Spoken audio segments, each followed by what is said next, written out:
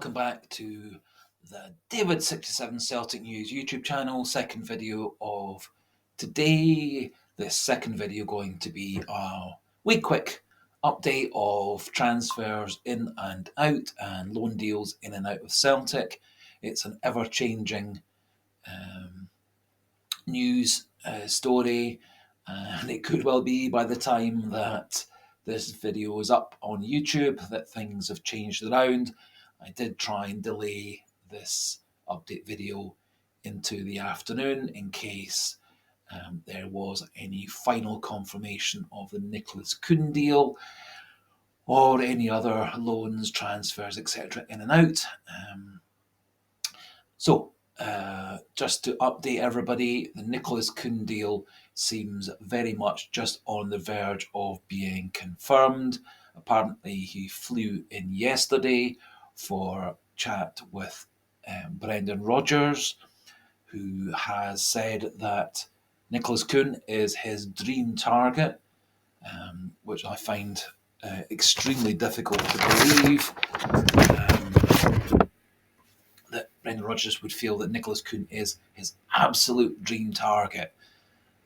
However, that is what the quote was in one of the Celtic news stories.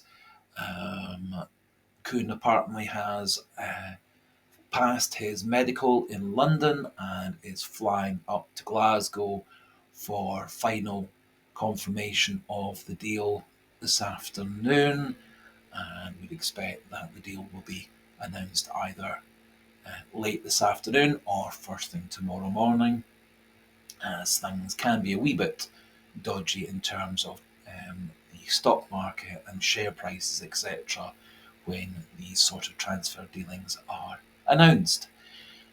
The stories are indicating that the deal is going to be worth probably around £3 million, up to 3.5 million, and with further add-ons taking the full price north of 3.5 million.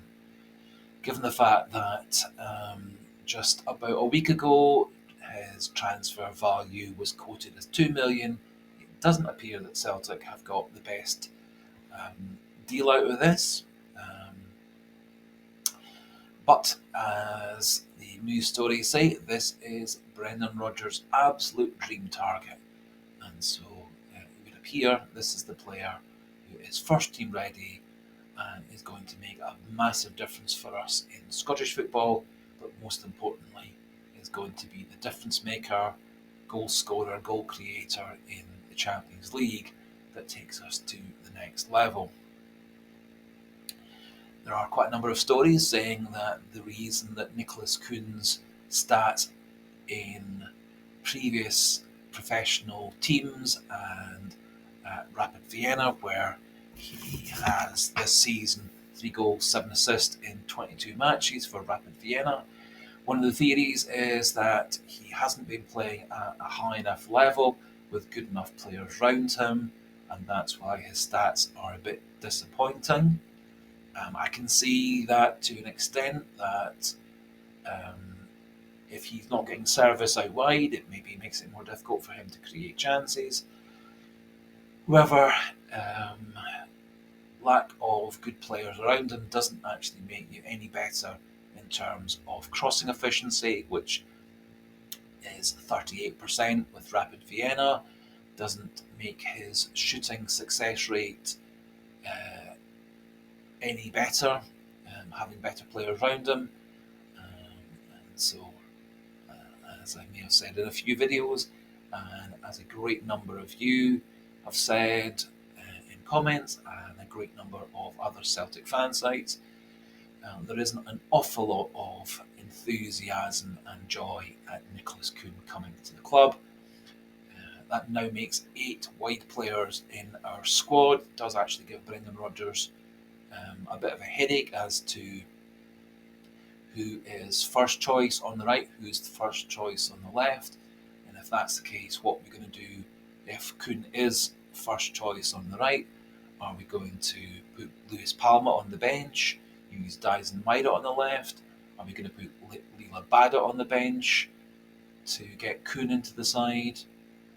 Quite how Abada and Maeda and Palma might feel if they are no longer first choice starters at the club, I don't know, especially because Abada, prior to injury last season and in his first season, was an excellent goal scorer and goal creator for Celtic.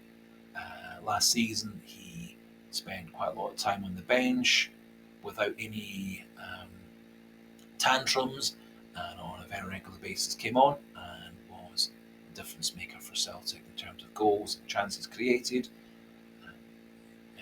Unfortunately, this season, almost as soon as it started, Abada got injured. 4 or 5 months out with that thigh injury.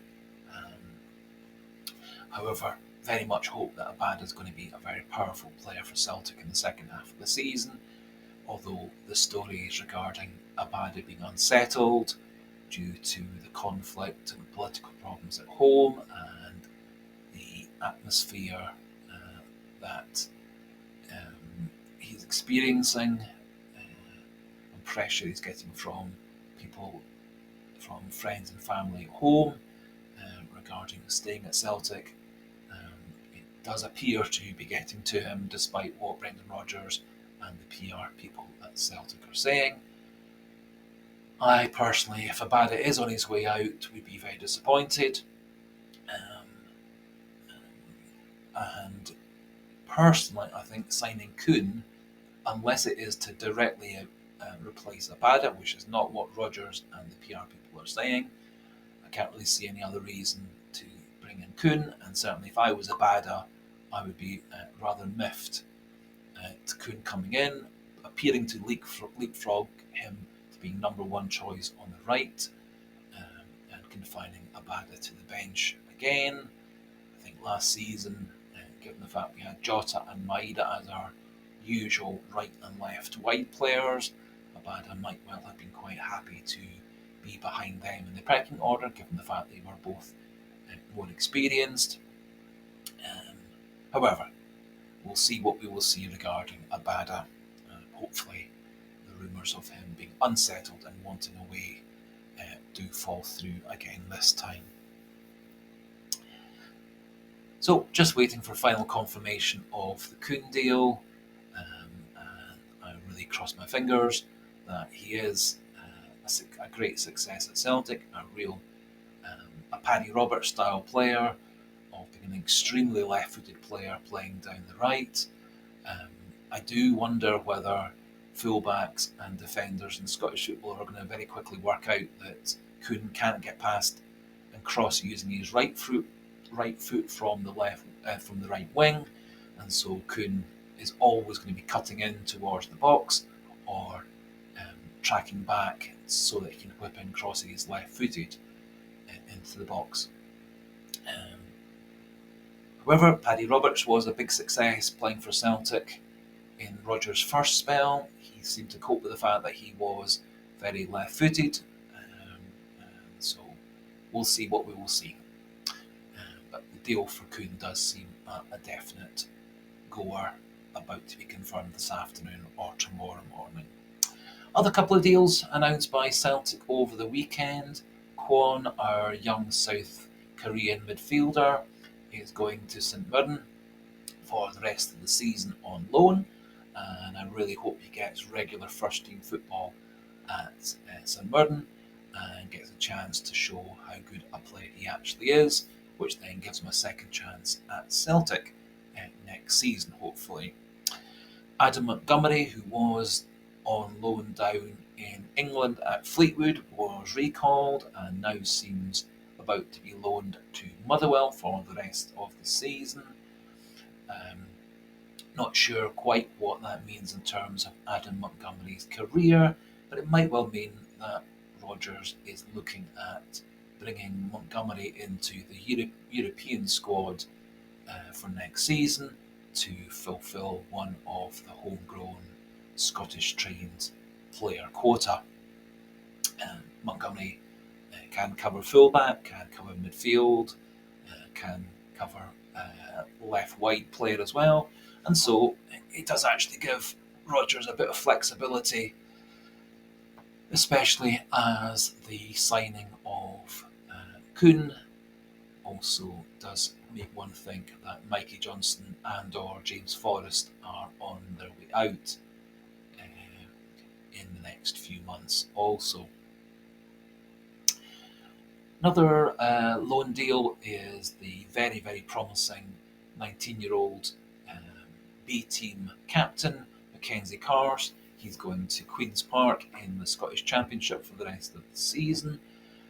I think now that the UEFA Youth League games are gone and only the B-team games in the Lowland League, it's a good idea to try and get a few of our most promising young under-18 B-team players either out on loan to Scottish and English Championship teams, or bringing in the most talented, such as Mitchell Frame, into the first team squad and giving them some game time. And obviously, the game against Buckie would be a good opportunity to give Mitchell Frame maybe 20 minutes, half an hour, replacing Greg Taylor at left back, or using him wide on the left, replacing Palmer, assuming that the game against Buckie goes as well as everybody would suggest and expect. I think Mackenzie Carse is a player of great promise and talent. He's played well for Celtic in the B team in the Lowland League, and coped very, very well with the higher level of player in the UEFA Youth League, led the team very successfully, and of course has been representing Scotland at all the age group levels.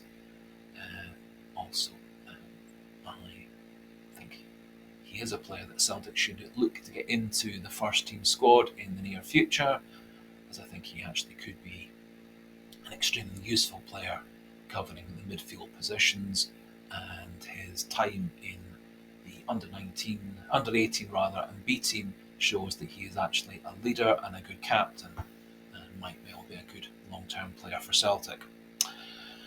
On the topic of loan deals, it appears at the moment that the loan deal for Gustav Lagerbielke to Lecce or to Genoa in the Italian Serie A has fallen through. A lot of people inside Celtic are suggesting that this is simply delaying his loan or transfer out of the club, with the inference that often as the transfer window is nearing closing, a lot of teams start to get a wee bit more desperate and bring in late loan deals. And it's felt that although the interest from those two Italian clubs seems to have died down for the moment, it may well be rekindled in a week or two's time as the transfer window closes, or other teams may come in for him. One of the slight snags with loaning Gustav Lagerbielke out is that the Swedish leagues are in hibernation until March. Otherwise, loaning him back to one of the top Swedish teams would have been a very good option for the next 6 months or so. However, at the moment, Lagerbielke remains a Celtic player, and given that Welsh and CCV may well not be fully fit for the Buckie match at the weekend, I can easily see Lagerbielke being on the bench, backing up Nawrocki and Scales on the game against Buckie in the Cup. A couple of other wee bits of news with regards our 5 players away at the Asian Cup. Marco Tilio was an unused sub in Australia's 2-0 win over India. Reo Hitati, Daisen Maeda were both unused subs in Japan's 4-2 win over Vietnam, and this morning O was an unused sub against Bahrain for South Korea's 3-1 win, and Yang wasn't even on the bench for that match. And so, in essence, all 5 of our squad players are all away at the Asian Cup, and none of them has seen a single minute of game time. It is hoped that Maeda and Hatati will get some more game time later in the tournament for Japan, and Graham Arnold has previously said he's very keen to get Tilio involved with the Australian side in preparation for the Australian Olympic football team in Paris this summer. And so hopefully they do get some game time to make their trip over there worthwhile. One final piece of news just breaking at the moment is that the transfer of Rocco Vata from Celtic's under 18 side to Bologna. There is now some competition from Como, also in Serie A, for Vata's signature. Another player who is said to be a Celtic target, Sidney van Hooijdonk, played but didn't score for Bologna at the weekend against Cagliari. He was playing because Xerxes, their usual first team striker, was unavailable, and it does look like Bologna are on the verge of signing a young Argentinian striker, which then should free up Sidney van Hooijdonk to come to Celtic. Van Hooijdonk in the past has said he is keen to restart his career and get regular first team football elsewhere. And from previous videos and scouting, etc., it does look like Van Hooijdonk would be a player who would fit in very well at Celtic if that deal does go through. The saga of Brøndby and Matthias Kiesgarden and coming to Celtic seems to be ongoing, and just as soon as Brøndby and Celtic say there's absolutely no possibility of him coming and that Brøndby are not going to sell Kiesgarden in this window to anybody, never mind Celtic, suddenly interest in that deal has rekindled, and so one doesn't really know what to believe. Today, there were no stories of Celtic in negotiation with Brøndby. However, there were some stories linking Van Hooijdonk coming to Celtic later in the transfer window once Bologna have finalised their pursuit of Castro, the young Argentinian, and Bedia, who's currently playing in Switzerland, and of course the Rocco Vata deal to take him from Celtic under 18s to the Bologna full squad. So just about finishes things off for this afternoon's video. I will do a further update tomorrow and fully expect that by that time the Kuhn deal will have been confirmed, and we'll have, of course, an update on any other confirmations or rumours of players in and out after that. If you've not previously subscribed to the channel but enjoy the content and the videos, do feel free to click that like and subscribe button. And as always, always delighted to see constructive, polite opinions, thoughts, questions in the comment section for these videos, and I'll reply as quick as I can, either via the comment section or in future videos. So for today, thanks for listening, thanks for watching, goodbye, and hail, hail.